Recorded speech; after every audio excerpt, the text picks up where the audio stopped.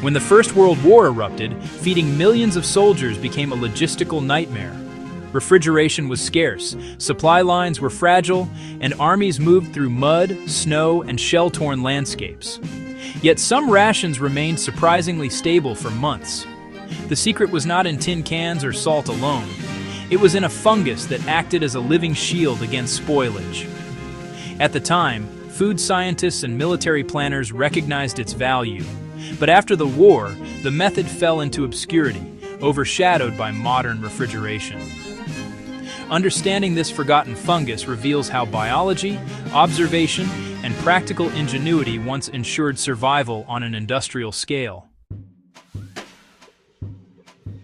Why did World War I armies turn to fungus instead of relying solely on salt or cold storage? Frontline logistics taught armies a painful lesson. Traditional methods were not enough. Salt slowed decay, but only partially. Iceboxes were impractical near trenches or during long marches. Soldiers needed rations that could survive transport, heat, and prolonged storage. Certain molds offered a solution. When the right species colonized food surfaces, it outcompeted harmful bacteria, prevented rot, and effectively created a natural preservative layer. This was not science fiction. It was applied biology, a practical technique developed through observation, trial, and necessity. The power of this method lay in dominance. Once applied or allowed to develop under controlled conditions, the fungus rapidly covered the food's surface. It consumed oxygen, altered acidity, and produced compounds that inhibited bacterial growth. In effect, it formed a living armor.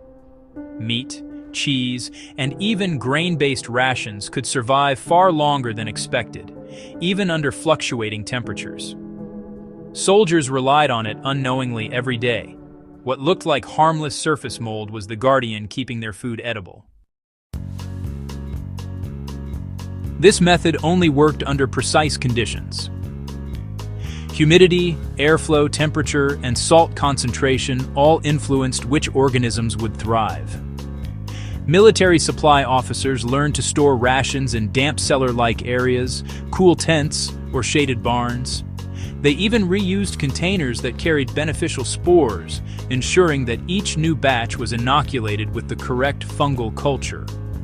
The system depended on nurturing life, not sterilizing it, a principle that modern cold storage ignores entirely. So, let's talk about how fermentation and fungus work together to extend the shelf life of food. Fermentation was often combined with fungal preservation. For example, meat might be salted and partially fermented before mold was applied, or grain paste would be allowed to undergo, controlled microbial activity. The fermentation stabilized the interior of the food, while the fungus defended the exterior. When used together, these processes created rations that could survive long supply chains, harsh weather, and irregular access to fresh provisions. The result was a pretty remarkable extension of edible life. Something that, honestly, modern logistics often takes for granted with refrigeration.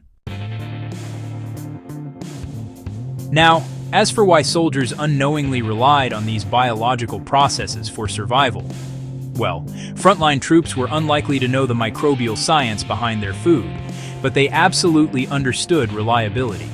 Cheese coated in harmless white mold or cured meats that looked a bit fuzzy on the outside were prized because they lasted. Supply officers would inspect rations visually and by smell, rejecting anything with signs of dangerous contamination. The fungus itself, when managed correctly, became a silent partner in keeping armies fed. So after the war, the knowledge of this method just kind of faded away. After World War I, refrigeration technology improved and, became widespread. Tin cans, mechanical ice boxes, and eventually electric fridges made fungal preservation seem obsolete. The technique, which was once relied on to feed millions, was relegated to anecdotal history. Today, only a handful of historians or survivalists are even aware that armies once harnessed living organisms to systematically protect food. Yet, the principle still remains as valid now as it was back then. Managing life can, honestly, be more effective than just trying to eliminate it entirely. While nobody is really suggesting that you start replicating wartime mold practices at home without the proper expertise, the underlying principle is, well, invaluable.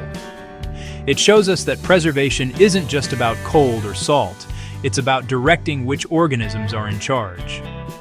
Understanding this method helps modern food historians, survivalists, and enthusiasts appreciate how pre-refrigeration societies solved some extreme logistical problems. Even today, controlled fermentation and mold management are used safely in things like cheeses, cured meats, and traditional grain products, which, honestly, echo those forgotten wartime techniques. In a world where power outages, fragile supply chains, and extreme weather are becoming more common, the lessons of World War I fungal preservation really stand out. Modern technology is convenient, sure, but it's not always reliable. Biological systems, when they're understood and controlled, can actually offer redundancy.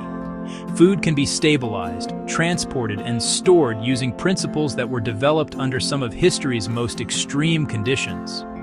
Survival isn't just about refrigeration.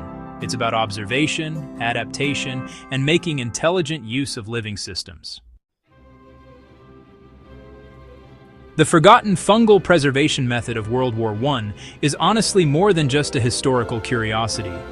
It really demonstrates human ingenuity, the practical use of biology, and the importance of resilient food systems.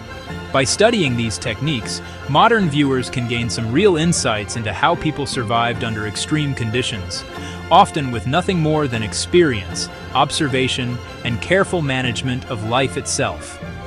If you want to uncover more overlooked survival knowledge, historical ingenuity, and practical lessons from the past, subscribe to Echoes of Valor. Share this with someone who values real history, and help keep these forgotten techniques alive for future generations.